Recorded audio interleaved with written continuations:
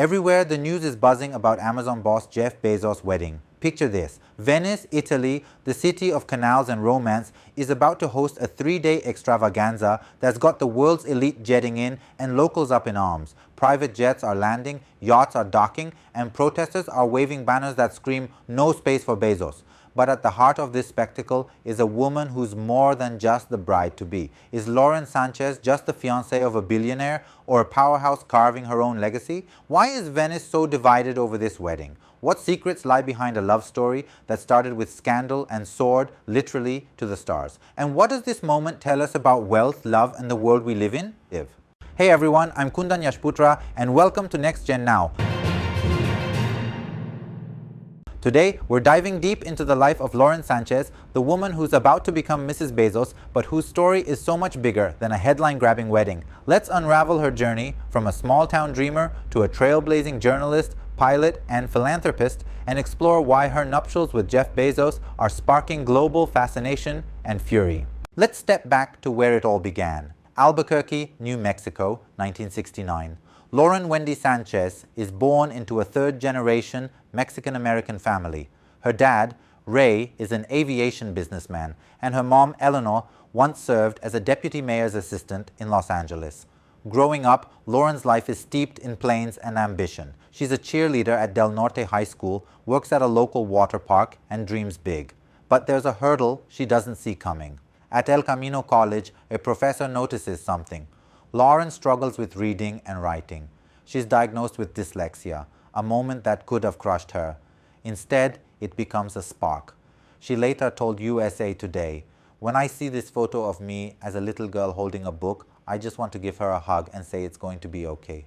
That grit, that refusal to be defined by limitations, sets the stage for her life. By the late 1980s, Lauren's chasing her dreams in California, studying communications at the University of Southern California. She's got her eyes on the spotlight, even winning the 1990 Models World magazine cover girl competition.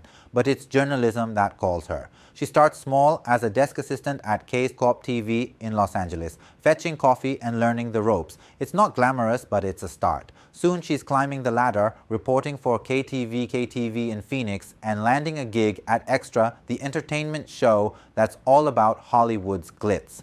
Her big break comes at Fox Sports Net, where she anchors Going Deep, earning an Emmy nomination.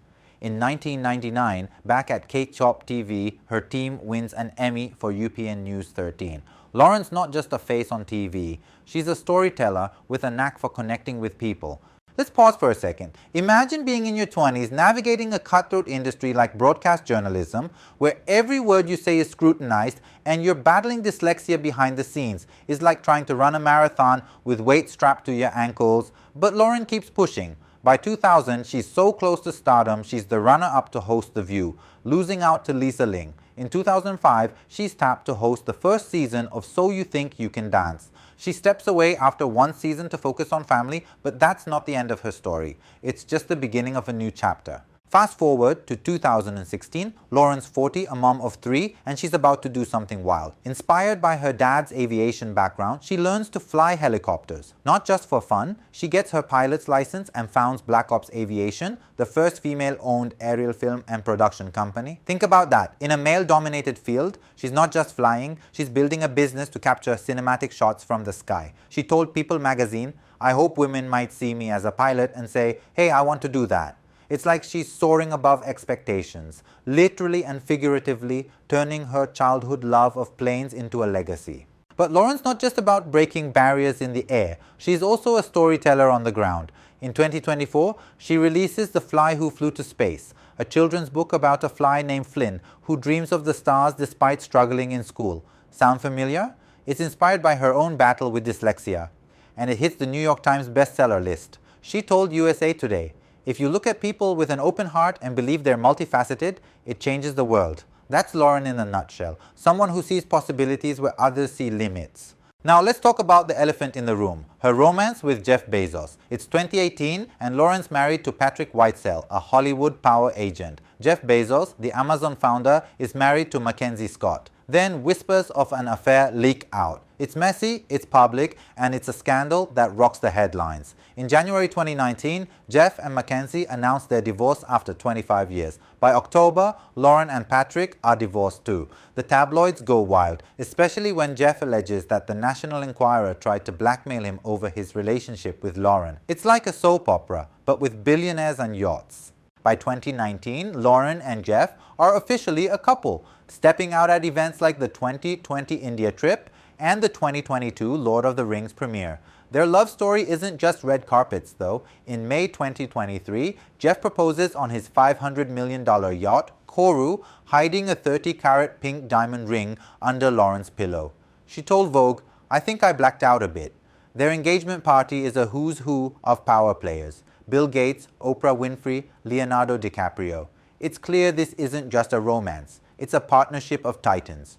Let's zoom out for some context. Jeff Bezos, with a net worth of $231 billion, is the world's third richest man. He founded Amazon, owns the Washington Post, and runs Blue Origin, a space exploration company.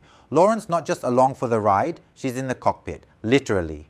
In April 2025, she joins Blue Origin's first all-female spaceflight, alongside Katy Perry and Gayle King, becoming one of the first female journalists to touch the edge of space. It's a moment that blends her love of aviation, her journalism roots, and her knack for defying expectations.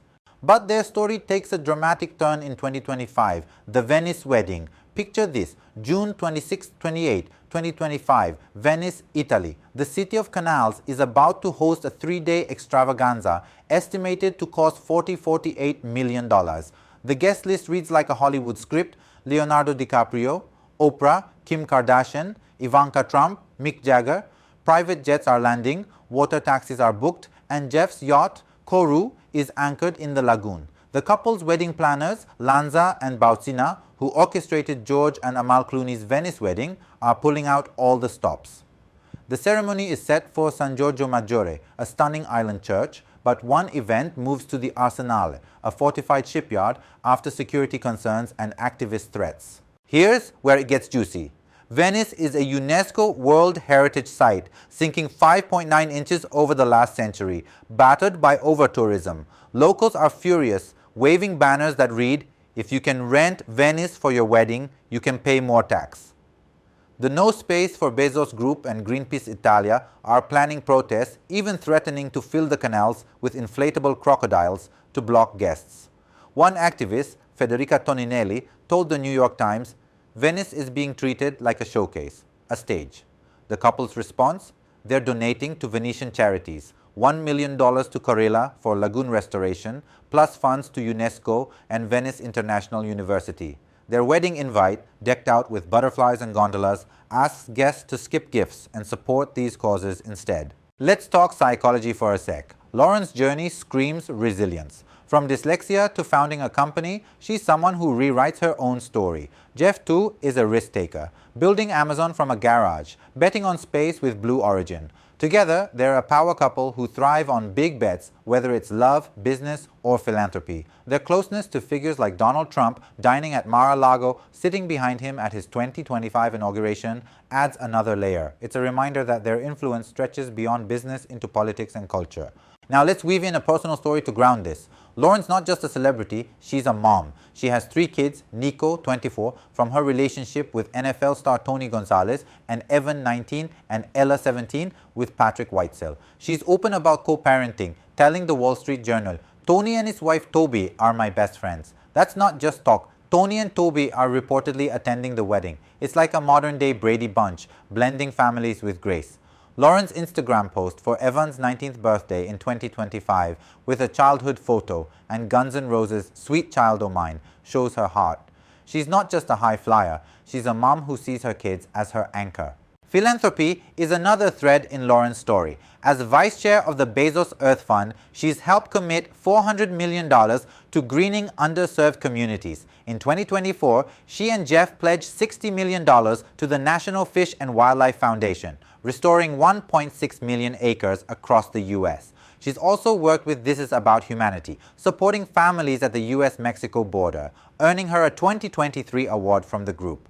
Conservation International gave her their Global Visionary Award for her environmental work. It's like she's not just flying helicopters, she's lifting up causes that matter. But back to Venice. The wedding's a microcosm of their lives, extravagant, controversial, and impossible to ignore. The couple's choice to spotlight Venetian artisans sourcing 80% of their wedding from local vendors shows they're trying to give back. Yet, the protests highlight a bigger tension. Can a city like Venice, fragile and historic, handle the weight of billionaire spectacles? It's like a gondola trying to carry an elephant. Something's gotta give. As the wedding unfolds, the world's watching. Will Lauren's gown, likely Dolce & Gabbana given her history with the brand, steal the show? Will the protests disrupt the festivities? Will the couple's donations calm the critics? It's a story of love, power, and pushback playing out on a global stage. So, what's the bigger picture here? Lauren Sánchez isn't just Jeff Bezos' fiancé. She's a woman who's turned challenges, dyslexia, a male-dominated industry, a public scandal, into fuel for a remarkable life.